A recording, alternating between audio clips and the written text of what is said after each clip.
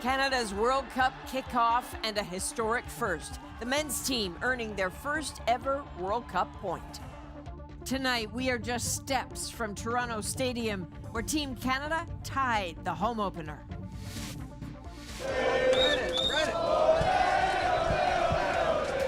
The fan frenzy reaches a fever pitch right across the country. What Team Canada faces next, and what does it take to protect the host cities? You're trying to assess the threat. You can dream a million different scenarios, but there could be that one-off that you don't see coming.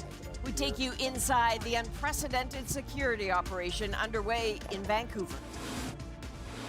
And SpaceX goes public, making Elon Musk the world's first trillionaire. Why some investors warn this is a risky bet.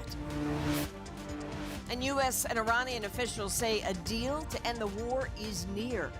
The reaction as CBC News has rare access inside Tehran. From CBC News, this is The National with Chief Correspondent Adrian Arsenault. Thanks for joining us outside Toronto Stadium on a historic night for Canada's men's soccer team. Their World Cup run kicked off with a pretty tense match, a first on home soil. It ended in a draw, and that certainly hasn't dampened the atmosphere. More than 40,000 fans packed in to watch Canada take on Bosnia-Herzegovina. Many others joining watch parties right across this country. The match was a 1-1 draw, but still a historic result for Canada's men. Left-winger Kyle Larin's goal helping the team earn its first ever tournament point, and with that, Canada's World Cup hosting duties are officially underway. Thomas Daigle begins our coverage tonight with the match and the passionate fans all over this country. Across the country, they watched and waited to witness history. And then it came.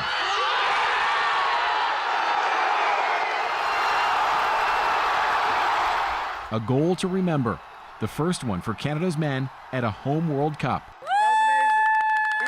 But we'll take the tie, we'll take the tie, we'll take the point. The Snowbirds set the mood, signaling kickoff for a match full of firsts. Fans in red parading to Toronto Stadium, many having paid thousands to see their team on soccer's biggest stage. It's well worth it. It's in Canada. It's a once-in-a-lifetime. The noise from those Canadians, though, was soon rivaled by the crowd in blue. All here to support the opponents from Bosnia. I'm 110% super Bosnian. And it was Bosnia who struck first. Canada's supporters showing their disappointment in the first half as Joko Lukic gave the visitors an early lead. Again and again, the Canadians failed to capitalize on chances until the second half, with Kyle Larin coming off the bench to even the score, celebrating by gesturing to call out his doubters. I've always proved them wrong, and I did it again, and hopefully now they can shut up. Canada battling to a 1-1 draw. It's not a win, to be sure, but for fans, still a result worth celebrating. We made it out, so we're okay. We're happy. We'll do a great job in the next two games, so I feel confident. I'm happy with the result, and go Canada. Woo! In Canada's other host city, Vancouver, reviews were mixed. I didn't like it too much. No. Why not? Because they don't play good. We got to win out now. Yeah, I think we got to win out. For Jesse Marsh, it was a first match on the global stage as head coach, a result to build on next week against Qatar. We got to find a way to have a bit more confidence and a bit more self-belief and make sure that we go after the game in ways that we want to do so tactically and psychologically and mentally. Now, to listen to Coach Jesse Marsh there, he views this as a tale of two halves. He told his men after the game that if they play again like they did in the second half, they will win, and indeed they really do have to win their next match against Qatar if they want to keep the dream alive of advancing to the next round. Yeah, no kidding. Can you walk us through what the team's next steps are here? Yeah, we got confirmation that the team is going to be traveling to Vancouver on Saturday. They're going to be returning in front of the cameras to train on Monday, and they're going to be setting up their base camp in Vancouver for the remainder of the tournament, potentially again playing in Vancouver if they advance to that crucial knockout phase. Okay, one day at a time. Mm-hmm. Thomas, thanks very much. Okay. Appreciate that. So now let's go to Los Angeles and Lindsay Duncombe as that city kicks off its hosting duties too with USA versus Paraguay. So Lindsay, you're near the SoFi Stadium. I don't know, can you give us a sense of what it feels like there? You know, people are really excited for this match and for the fact that all of the matches will be being played here, or the ones that are being played in the United States. We were talking to the fans as they were streaming in, and they said, you know, it has been 3 decades since the United States hosted a World Cup. So for the young fans, Adrian, this is the first time they're getting a chance to see their team play on home soil. There was a YouGov survey not long ago that said a lot of Americans are not interested in the World Cup. More than 50% said they wouldn't be paying attention. That may well be the case, but it certainly is not the case here as people are prepared for this match. I did speak to a couple of women who said this is about more than soccer. It's nice to have something where we're all coming together as a country and cheering on and supporting these players. And with other countries, too, with Canada as well. We were rooting for Canada and all the host countries. And Mexico, yep. Is that because you feel like things feel a bit divided these days? Of course. Now, the other thing that everyone keeps talking to me about is how expensive tickets to these matches are. If you wanted to get into the match today, there would be the minimum ticket price of $1,000 US, and it just goes up from there. So certainly not accessible for many people who live in Los Angeles. That's why we're seeing, like we're seeing in Canada, many watch parties and festivals where people are getting together to cheer their teams on. And there are some things that are affordable to get here. The city has transit shuttles that are just $1.75 because, Adrian, to get parking here can cost up to $300 US. Wow, this is nuts, these prices. All right, Lindsay, thank you. That is Lindsay Duncombe in Los Angeles tonight. Well, Ghana player Thomas Partey arriving in the U.S., but he will not be crossing the border next week to play here in Toronto. The Canadian government has denied his visa application. The former Arsenal player has pleaded not guilty to multiple counts of rape and sexual assault in the U.K. Partey's case will go to trial next year. Well, heightened border screening is part of Canada's overall World Cup security readiness. So too is keeping fans safe in and around the venues. You look around here and you're trying to assess the threat. What would concern you? That has to be secured. Has to be secured is probably going to be the inner basin where BC Place and Science World is. Later in the hour, we'll take you to Vancouver behind the scenes with police as Canada's other host city prepares to tighten security. Well, police have arrested and charged an 18-year-old man for firing at the U.S. consulate in Toronto back in March. Sheldon Tracy Stewart faces weapons and vehicle theft charges. One of his alleged accomplices, 19-year-old Zara Jabi, remains at large after police raids yesterday connected to investigations of multiple shootings, including the one at the consulate, led to a shootout and the death of Mark Pinizzato, an 18-year veteran of the Toronto Police.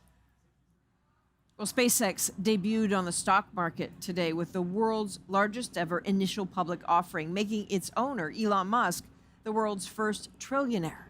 Nisha Patel looks at the hype and the risks. SpaceX is now a publicly traded company. Its launch onto the stock markets, one for the history books. The American rocket maker started by tech titan Elon Musk, completing the biggest initial public offering of all time.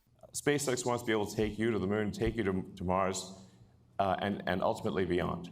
Shares began trading at $150 US on the NASDAQ and closed near $161, 19% above the initial public offering. That puts the value of SpaceX at more than $2 trillion. The company's vision is bold, from developing reusable rockets to landing on Mars to building AI data centers in space. It's just such a unique business, and anything tied to Elon Musk obviously gets a ton of fanfare. And while some enthusiastic investors are buying into the hype, others worry it's a risky bet. Just last year, the company lost $5 billion.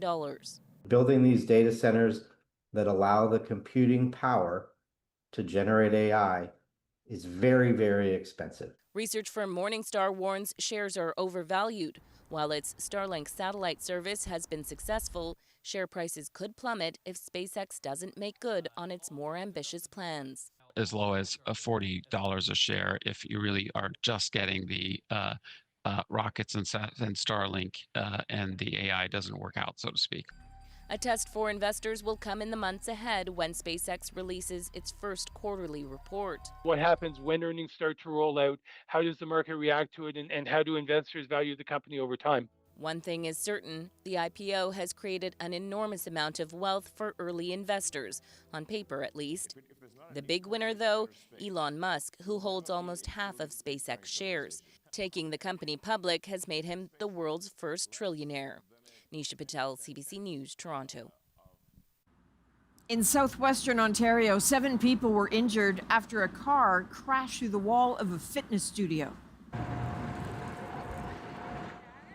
So this happened early this morning at a mall in London, Ontario. Among those hurt, the female driver and a woman who was pinned under the vehicle. Investigators say it appears the car accelerated just before hitting the wall. They expect charges to be laid. Well, the Prime Minister stood beside the French President in Paris, stressing Canada's need for stronger ties across the Atlantic. But as David Cochrane shows us, he stepped carefully around the reason why, with Donald Trump and a G7 summit just days away. It's a return visit for Mark Carney, as France was the first country he visited as Prime Minister, to strengthen transatlantic ties as those closer to home started to fray. Nous constatons que l'ordre international est fragmenté. The international order is fragmenting, says French President Emmanuel Macron, urging democracies to be clear-sighted and work together. Canada and France will work together with new arrangements on defense procurement, artificial intelligence, and online safety. Monsieur le Premier Ministre, Canada, cher Marc, the two leaders will work together in the days leading up to the G7 to set a common agenda. I believe that the next world order will likely be built out of Europe, and Canada will be part of that effort. That effort has been accelerating since Carney hosted the last full gathering of G7 leaders in Alberta. At that time, the wave of new U.S. tariffs and trade disruptions had just begun. Now, all the countries at the G7 table are dealing with problems caused by the biggest player. For Canada, tariffs and trade remain unresolved. Europe and Asia are facing stagnant growth and soaring costs from the energy shocks rippling out of the war in Iran. The Prime Minister was quick to reject the notion that all this created a G6+1. There are strongly held views by one of the G7 partners that are more extreme than others, and I'm not saying just one. I mean, each of us may have examples of that. Before the G7, it's off to Ireland for a visit that is both professional and personal for the Prime Minister. In 1925, Mark Carney's Irish grandparents emigrated to Canada, arriving in Halifax with £5 to their name. A century later, their grandson returns as the Prime Minister of the country that gave his ancestors a home. David Cochrane, CBC News, Paris.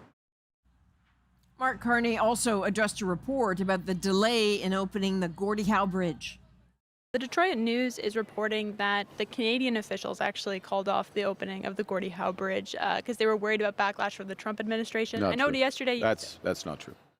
He said again that the delay was made on the request from U.S. officials, citing unspecified technical issues.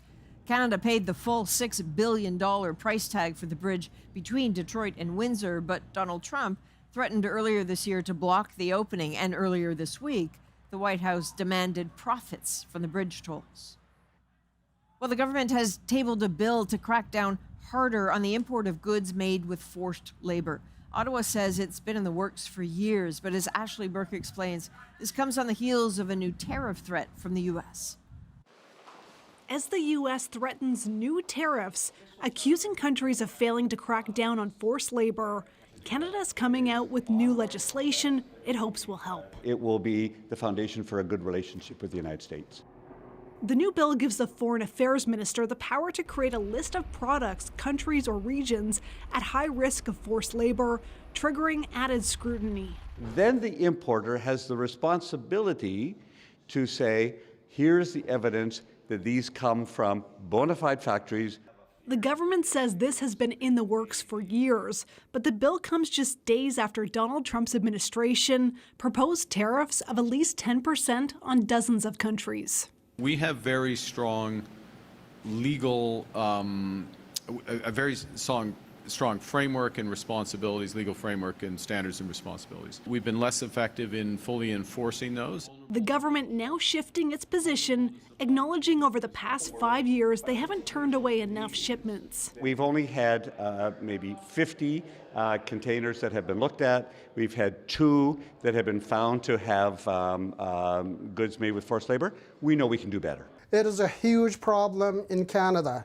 Mamet Toti is an advocate for China's minority Uyghur population and hopes this bill will help. We have to empower CBSA just to seize more shipments made by the use of forced labor and to clean up our market. It's a step in the right direction.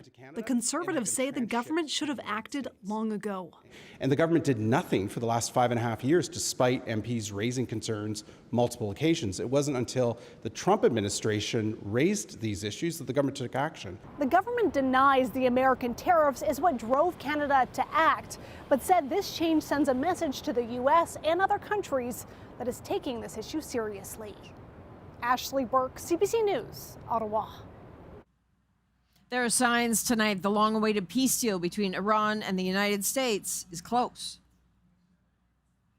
Pakistan's prime minister, who's been trying to help broker the deal, says one has been reached, but Iran's foreign minister says so far nothing has been signed. In a Canadian exclusive, CBC News is reporting from Iran with permission of the Iranian government, which imposes restrictions on international journalists. However, they do not check our material before it's published or broadcast. Margaret Evans is in Tehran tonight with reaction to news a deal could be near. Adrian, there is a whole lot of skepticism and a whole lot of confusion on the ground here tonight. Donald Trump has promised that a deal is imminent dozens of times, never to arrive. And over this past week, Iranians have been subjected to a series of reversals and contradictions from the U.S. president on almost a daily basis. It's been like watching a ping pong match, but with much higher stakes. Earlier this week, there was a renewal of U.S. airstrikes. Then there was a threat of a return to all-out war. Then there was the withdrawal of that threat. Then the announcement of potentially another deal. And then the beratement of the Iranian negotiating team. Iran's foreign minister Abbas Araghchi appeared on state television tonight, and he said he does think that they're closer to a deal than ever before. But he also said there could still be changes to it, and the briefing notes from both sides, they don't really match. And all that adds up to a lot of anger for ordinary Iranians here, but also a lot of anxiety. People actually left Tehran, we're told, yesterday because they were really afraid that Donald Trump might launch another wave of attacks. The economy remains in limbo, as do people's future. And a reminder that this deal they're negotiating is just an interim agreement. It's designed to get the two sides to the table where the real negotiations begin. And in the midst of all of this, Israel remains a wild card. Adrian.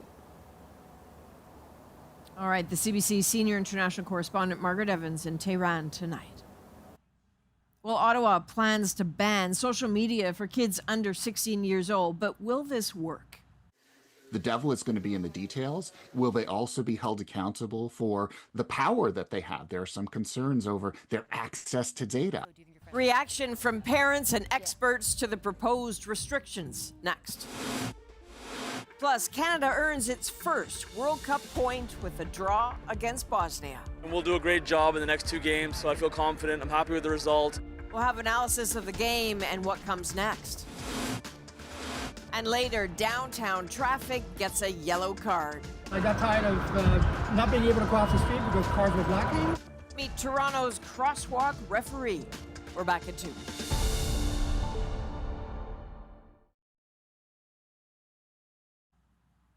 2 days after it was tabled, the Liberal government's Safe Social Media Act is being welcomed by parents and child advocates. But as Deanna Sumanac-Johnson tells us, they're not quite ready to give it a passing grade until they see more details.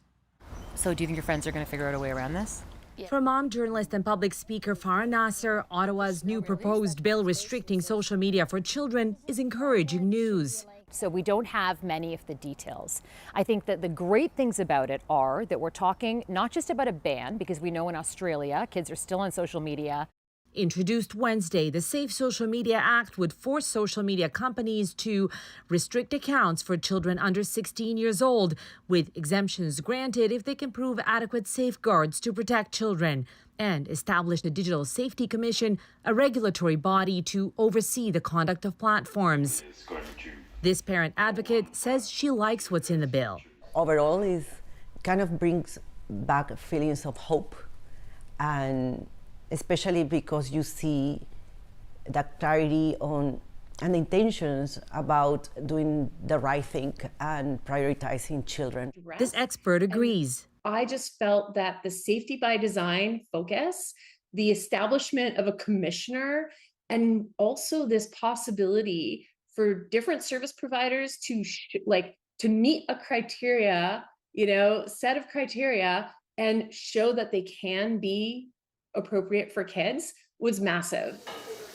Still, how social media platforms will verify user ages and how the regulator will operate is not clear yet. The devil is going to be in the details. Will they also be held accountable for the power that they have? There are some concerns over their access to data, that as more of this data is collected, that Canadians' privacy could be at risk.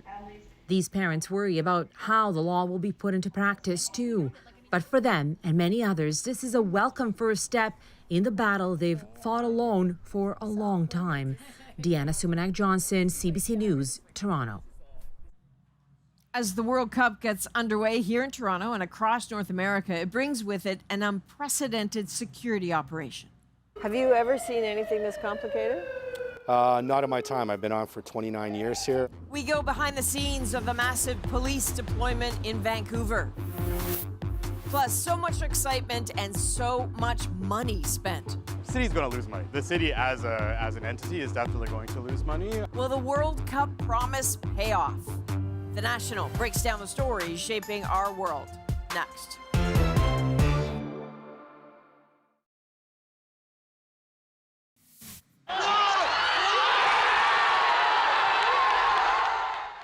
There's a good sight. Canadian fans erupting with joy at a FIFA watch party in Toronto after Brampton, Ontario's Kyle Larin scored a late goal against Bosnia. That tie gave Canada its first ever point in a World Cup tournament. So with us now is Shireen Ahmed from CBC Sports. You were inside the stadium, say Lucky Duck. We were walking here, and so we could kind of hear some of the ups and downs as we walked through the streets, but you felt it. What was it like in there? So, Adrienne, the first rule is you're not supposed to be emotional in the press box. Never. And when the anthem was sung, and I just looked, and there was a sea of red, it was this moment of we've really arrived as a soccer nation in terms of fandom. Mm-hmm. And it was overwhelming. It was really powerful. I've never been in a stadium, and I've traveled the world covering soccer. I've never been with that many Canadian fans, and that mattered, and it was important. Fantastic. So it's not the only time you're going to get to feel that. So when Canada faces Qatar next week, what's that going to look like? What's that match like?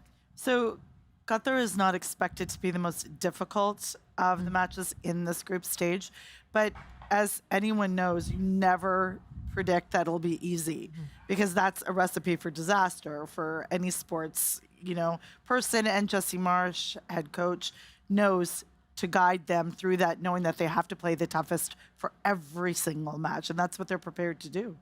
So one of the things that I kind of love about the World Cup, it's this moment to fall in love a little bit with teams maybe you didn't know that much about before this happens. So as you look ahead over the next, 39 days, what are you watching for? Who do you have your eyes on? So there's a couple of teams that I'm really excited about, and it's their reemergence.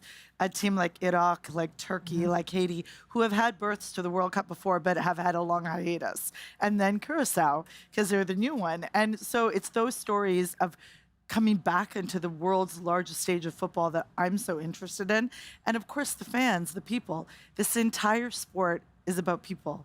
And that's what I'm looking forward to the most. Fantastic. Well, I'm waiting to hear it interpreted through your eyes because you've already seen so much about this sport. So that's Shireen Ahmed of CBC Sports with us right here in Toronto. Thank you, friend.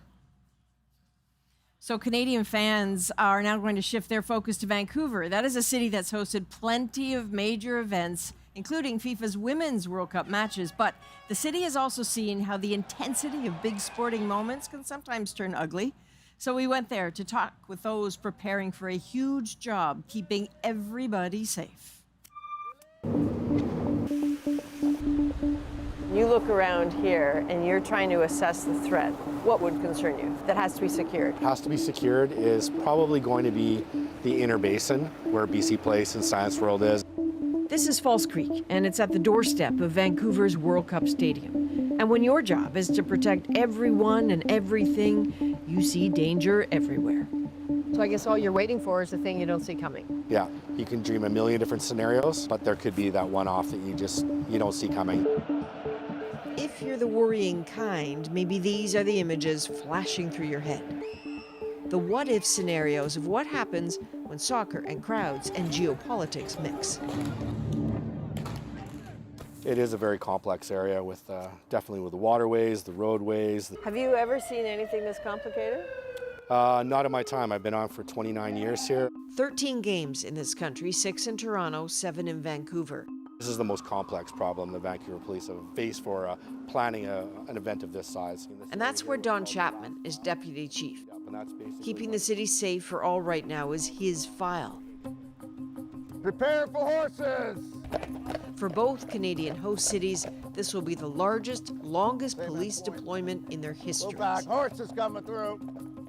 In addition to our members that you're going to see on the street, you're going to see members from the RCMP, Metro Vancouver Transit Police, Delta Police Force, and now Calgary, and as well as Edmonton Police. So that coordination, pulling all those officers together, is something unique. The horses for our medics, they're going to leave a gap. All police vacations canceled in Vancouver well into July. This is just all hands on deck, all horses too. With crowd control the most immediate concern, they've been drilling for months. Showing us just a fraction of the training out of sight, they've prepared for a full menu of the worst-case scenarios and asked questions around the world.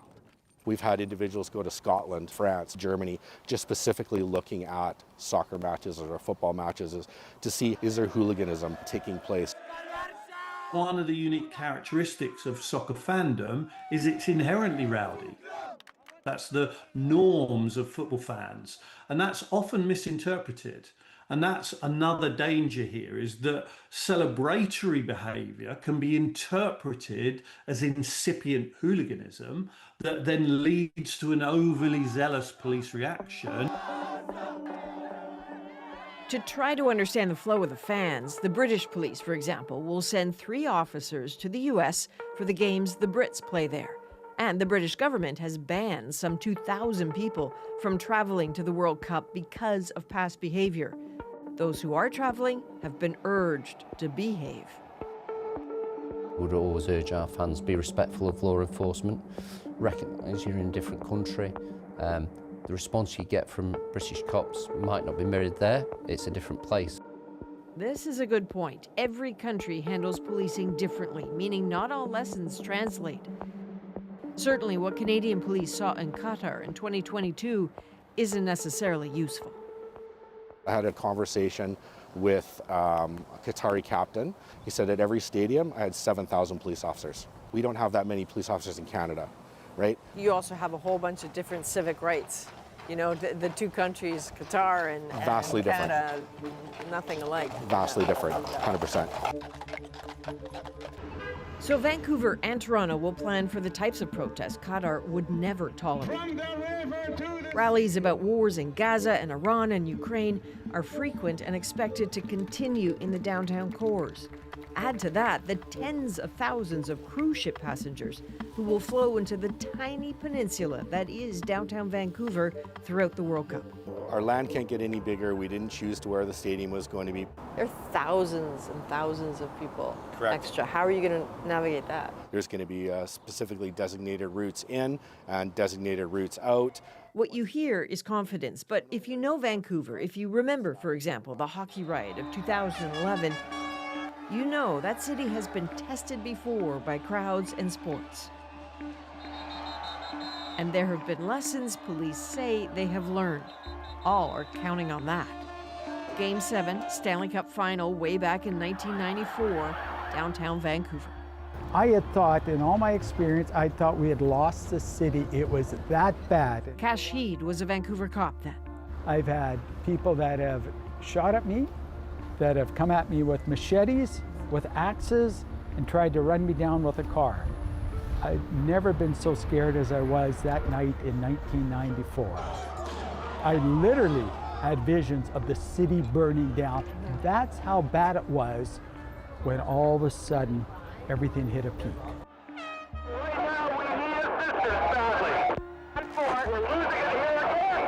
Everything he's talking about happened effectively within a few hundred meters of this intersection, Robson and Thurlow. As one of the reporters on the streets that night, I can tell you he's not exaggerating. This is what the intersection looked like at 8:20. Here's some of the story I filed back then. Robson and Thurlow. Around 10 o'clock, two men walk the hydro wires while people in the crowd throw rocks and bottles at them. We had the dark uniforms on. We had no specialized equipment on whatsoever. Cops so poorly equipped they held back crowds with their fists. Walkie-talkies on different channels. Heed and his unit were tear-gassed by other cops who didn't realize who they were. That night, and the inquiry that followed, changed communication, training, and use of force in Vancouver policing. We're prepared. So Cash Heed seems sure crowd control will be fine now. But one worry really lurks. You could have someone drive down the sidewalk right now and kill multiple people, just like we had at Lapu-Lapu. We thought it would never happen. Stay back, stay back. The Lapu-Lapu Street Festival in April of 2025 ended with a car ramming that killed 11 and wounded dozens. That is, in my opinion, the largest threat that police have to be prepared for, and the public ultimately has to be prepared for. And what is complicated about this moment with so many host cities is that what happens in one city could put police on alert in all the others. So there's 16 host cities that are all connected and all be sharing some information. So we could have an incident that could happen in Kansas City, for example. That's going to affect the posture, security posture of all the other 15 cities involved. Wanting to be able to alert the public immediately to problems means Vancouver is testing something new. We can send a message out, type it out here, fires it out. And an app for police to send warnings and for people to send tips. And when they receive it, it's received in the language of their choice. I think this is going to be a bit of a game changer for us. All the intel, even potentially live feeds from body cams, will be fed into operations centers like this one in Vancouver. Each host city has one, and there's a central one in Washington, D.C., into which all host cities report. So just to be clear, though, Americans won't be making any calls on public safety here. Correct. Yeah, they have no authority, no jurisdiction to do so. With all the planning and all the worry, those who know sports and crowds and policing want host cities to remember something important. This is supposed to be fun. These fans are going to want to come to celebrate their national identity, celebrate their country's participation. They come not necessarily to go into the stadium, but to be part of the travelling community so that they can be there and say that they were there during the tournament. Fun in some astonishingly beautiful places. We don't want this to be necessarily a security state. You don't want to be friendly, inviting, want people to feel safe, but we don't want to be obtrusive. It's a balance they need to figure out, and the best outcome for all is that it is sports, not security, that the world ends up talking about. So Vancouver will host its first World Cup game on Saturday as Australia takes on Turkey, and then the Canadians will play Qatar in Vancouver on June 18th. That will be a critical match for both countries. Well, coming up, the preparation is over and games are here, but for Vancouver and Toronto, does hosting the World Cup make financial sense? The city's going to lose money. There's no way around that. We'll break down who takes the revenue after cities bear the costs of a global spectacle. Next.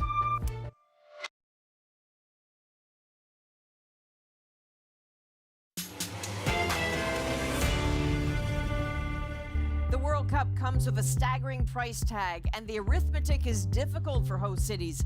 They do a lot of paying, while FIFA does a lot of collecting. Ticket sales, broadcast rights, almost all of your commercial sponsorship rights. So if that's FIFA's take, what do the cities make? Eli Glasner looks at what the balance sheet might reveal once the costs are counted and economic benefits are projected.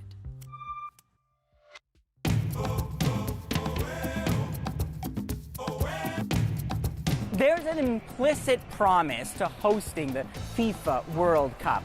Behind the hype and the hoopla and the massive expense, hosting the World Cup is supposed to pay off. But will it? The city's going to lose money. The city as an entity is definitely going to lose money. This is the biggest version of the World Cup ever. 48 teams, 104 matches spread over 3 countries. And that comes with a hefty price tag. According to the Parliamentary Budget Office, hosting the Cup will cost Canadians over $1 billion. In Vancouver, home to 7 games with a revamped BC Place, giving familiar landmarks a FIFA makeover, adding security and getting the fan zones ready adds up to an estimated price between $685 and $729 million. Toronto, home to 6 games, the cost for getting BMO Field camera ready, the extensive temporary seating, and security adds up to $380 million. Overall, that's $82 million for each game in Canada. Urban Studies professor David Roberts says there are already signs Toronto is not where they'd hoped they'd be. The city is scalping tickets, right? They bought a block of tickets that they are selling at above face value in order to recoup some of those costs. The city's going to lose money. The city as an entity is definitely going to lose money. There's no way around that. According to a study prepared for FIFA, the Cup will create $3.8 billion in economic output, with $1.3 billion alone going to Ontario. But is that realistic or just wildly optimistic? Is the hope that some of the attention sticks, that people see Toronto and then maybe decide to visit sometime in the future? What do we know about how much that actually happens? Yeah, I mean, if that's the hope, it's a really thin hope, because I don't know if you watched the World Cup, but the focus is on the events happening on the field of play. It's not so much happening around the stadium or in the city more broadly.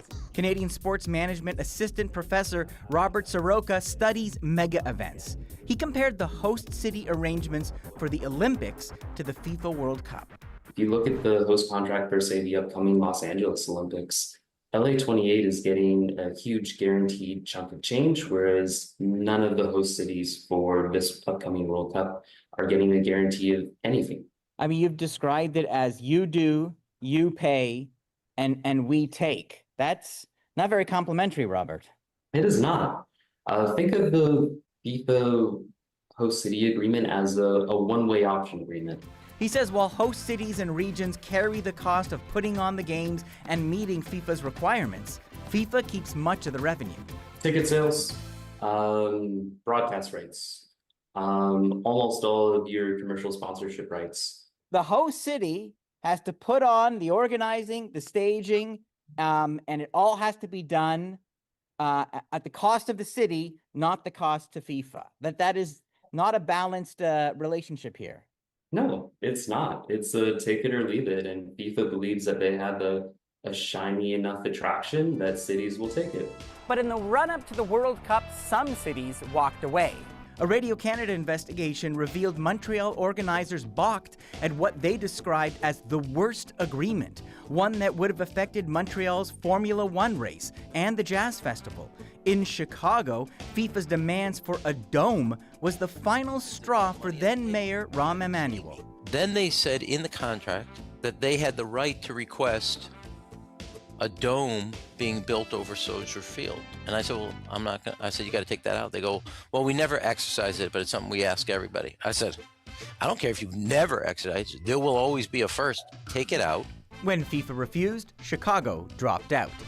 Part of what makes this World Cup different, as opposed to previous Cups in Brazil or Qatar, is that the tournament takes place across an entire continent. How do you think the fact that this Cup is spread out, all those different cities, 3 different countries, how does that affect what Canada is hoping to gain from this? Yeah, so Canada is hosting the early stages, right?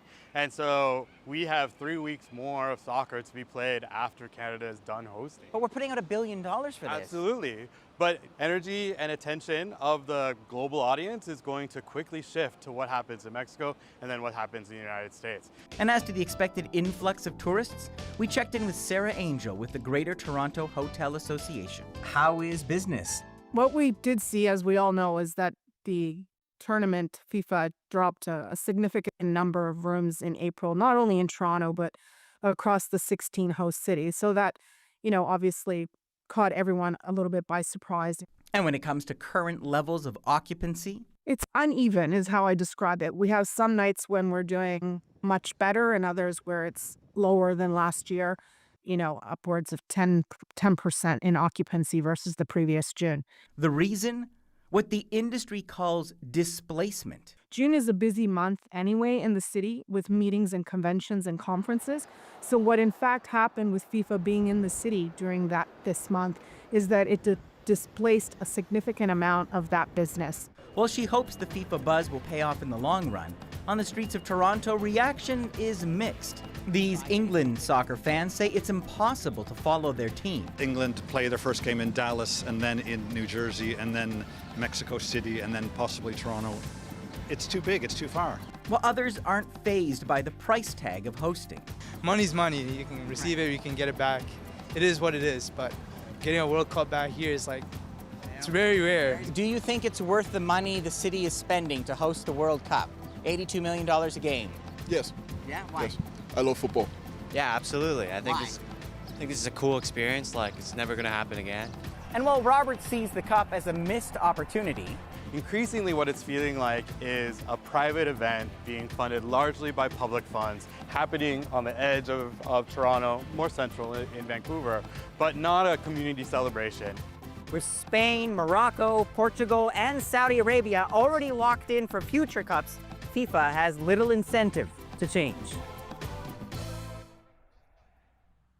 Now, while Toronto and Vancouver are looking to offset some of the costs through the resale of tickets, the state of New Jersey's strategy includes upping the cost of transportation to and from its venue. New Jersey will host 8 matches, including the World Cup final. Well, coming up, traffic referees take over a busy Toronto intersection. Over the time we're here, I would say that the infractions are going down. Drivers given yellow and red cards next in our moment.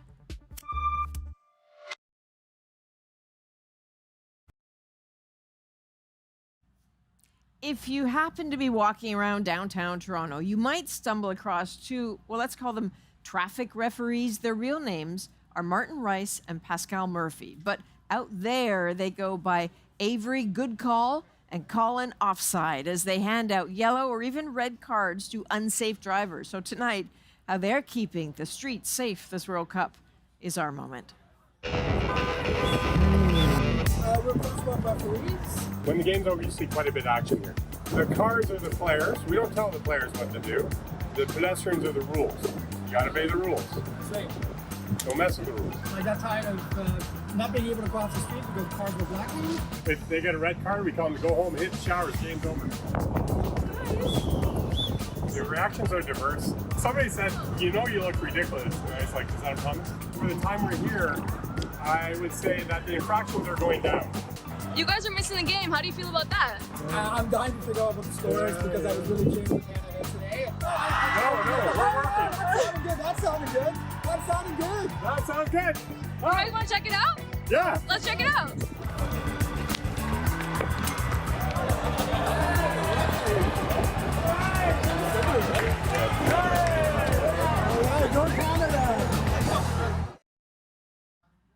Okay. Okay, they are having a very good time. So apparently they started doing this during the Women's World Cup when they realized it was a little hard to get around the city. And once, only once, a cop pulled up and lowered the window and they thought, oh no, we're in for it now. And he just gave them a fist bump and a bit of a thank you. From all of us at The National, thanks for being with us. I'm Adrienne Arsenault in Toronto. Take care.